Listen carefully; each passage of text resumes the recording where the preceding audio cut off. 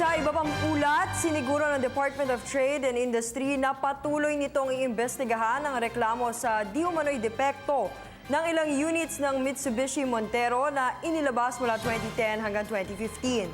Ito ay para sa kapakanan ng consumers at maging ng naturang pribadong kumpanya. Narito ang report ni Ara Perez.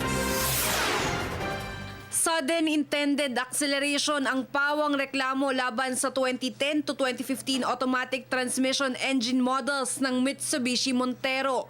Kwento ng isang complainant, nakunan pa ng CCTV ang galit na pag-araro ng kanyang Montero sa dalawang motor.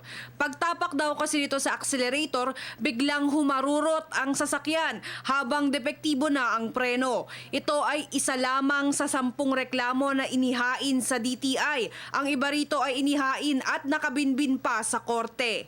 Inamin naman ng Mitsubishi Philippines na nakatatanggap na ito ng 77 reklamo patungkol sa SUA, hindi lamang sa mga Montero, kundi maging sa Strada 5 na inilabas nila sa pagitan ng 2006 hanggang 2013. Nireresolba ng kumpanya ang issue sa tulong ng simulation at elimination na maaaring sanhi ng SUA, tulad ng pedal misapplication o yung gas pala ang natapakan ng driver sa halip na brake.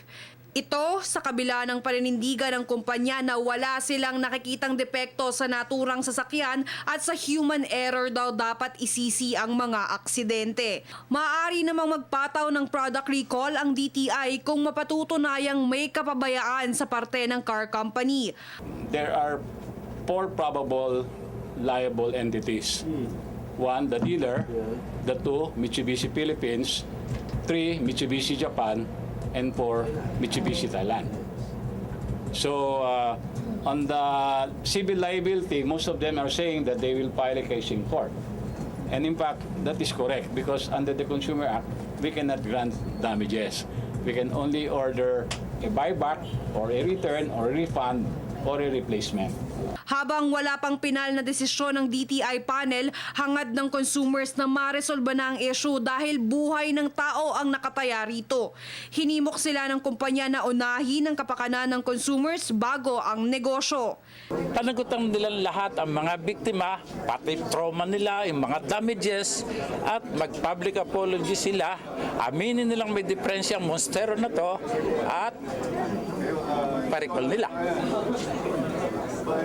Hindi ko yung sinasabi para lang sirain sila at magbigay ng proteksyon sa kung sino man. Nakatakdang magsagawa ng plant visit sa Mitsubishi Philippines ang DTI, complainants at mga kasapi ng media sa darating na Biyernes. Para sa Telebisyon ng Bayan, Ara Perez.